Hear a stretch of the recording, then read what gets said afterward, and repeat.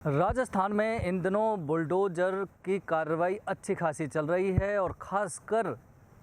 अपराधियों के खिलाफ उनके मकानों, अवैध मकानों पर बुलडोजर चलाकर उनको ध्वस्त करने का काम प्रशासन और पुलिस द्वारा राजस्थान में किया जा रहा है। कई बार इस तरह की घटनाएं जब हुई हैं, चाहे वो उदयपुर कांड हो या और जगह, और ख़ासकर मेवात इलाके में जिस तरह से ऑनलाइन जो ठग हैं, ऑनलाइन साइट के जो ठगी करते हैं और फरार हैं, उनके खिलाफ पुलिस कार्रवाई करती है और उनके जो मकान हैं उन पर भी बुलडोज़र चलाने का काम प्रशासन द्वारा किया जा रहा है। हालांकि उत्तर प्रदेश में काफ़ी समय से हो रहा है और ख़ासकर इस पूरे मुद्दे पर जब याचिका दर्ज हुई तो सुप्रीम कोर्ट की गाइडलाइन भी आई, उनका फैसला भी आया। लेकिन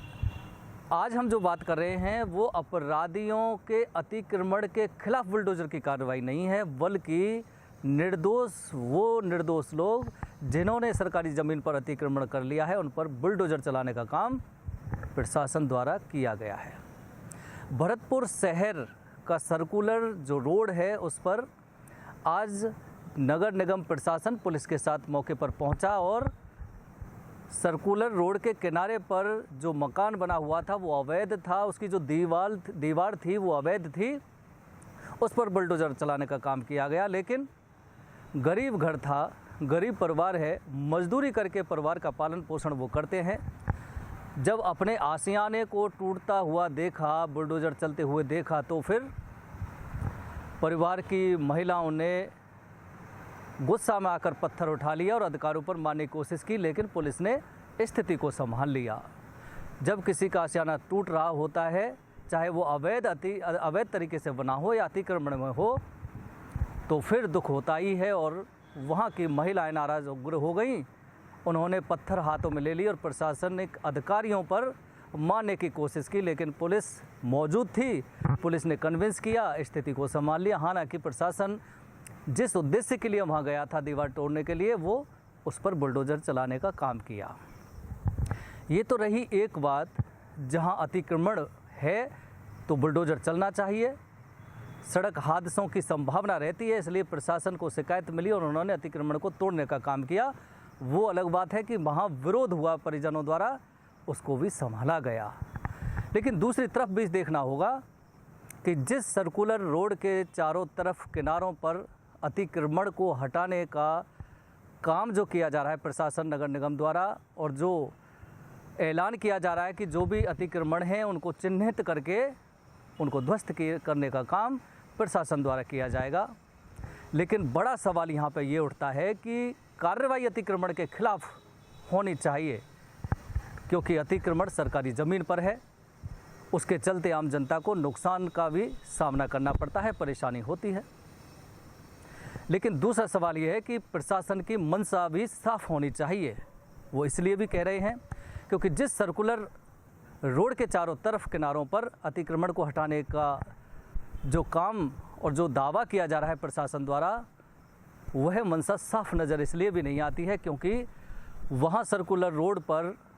चारों तरफ अतिक्रमण इस तरह फैला हुआ है कि वहाँ बड़े बड़े मॉल, व्यापारियों के बड़े बड़े मॉल, बड़ी बड़ी दुकानें बनी हुई हैं, यहाँ तक कि कुछ हॉस्पिटल भी बने हुए हैं,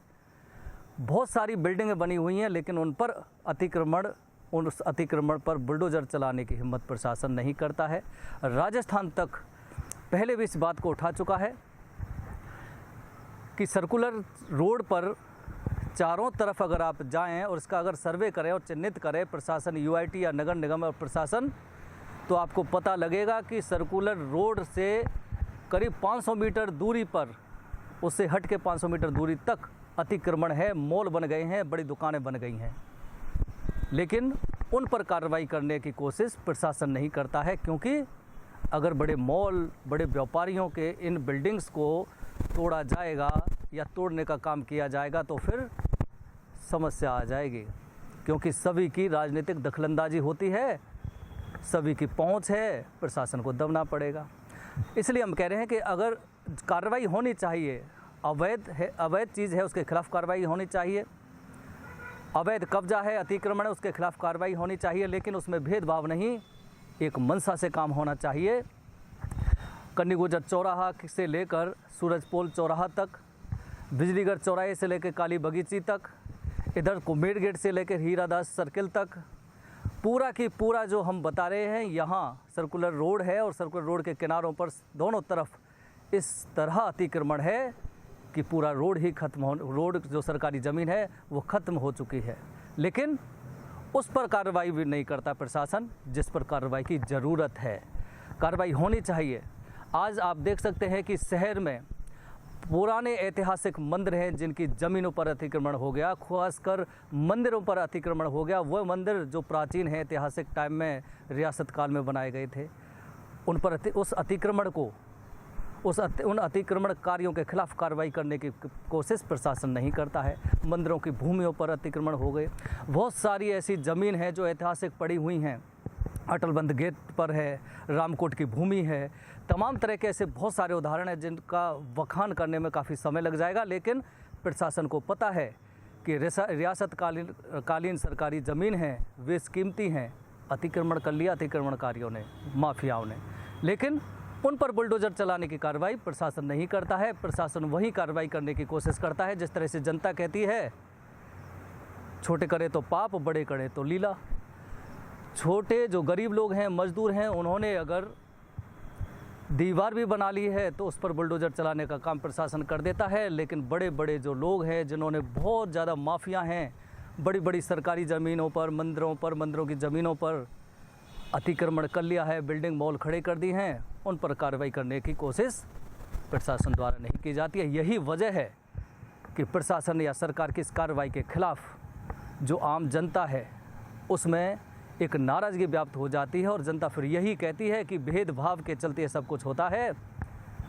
छोटे लोगों पर कार्रवाई कर दी जाती हैं, बड़े लोगों पर कार्रवाई करने की सोच भी नहीं सकते। इसलिए राजस्थान तक का जो आज का ये एपिसोड है, सिर्फ इतना ही बताना है कि अतिक्रमण और अवैध चीज़ों के खिलाफ कार्रवाई प्रशासन और सरकार को करनी चाहिए, लेकिन उसमें सही मंशा के अनुरूप ही कार्य होना चाहिए। ये नहीं कि गरीब हैं और गरीबों पर आपने कार्रवाई कर दी। उस लाइन में सभी पर कार्रवाई होनी चाहिए, चाहे वो पैसे वाले हैं, चाहे वो राजनीतिक रूप से सुदृढ़ हैं, या उनकी दखलंदाजी प्रशासन और सरकार में है, या वो पैसे वाले हैं, रिच हैं, बड़े मॉल उद्योगपति हैं। अतिक्रमणकारी जो भी है उसकी कैटेगरी नहीं होनी चाहिए गरीब अमीर के रूप में, उसके खिलाफ कार्रवाई करने की ज़रूरत है।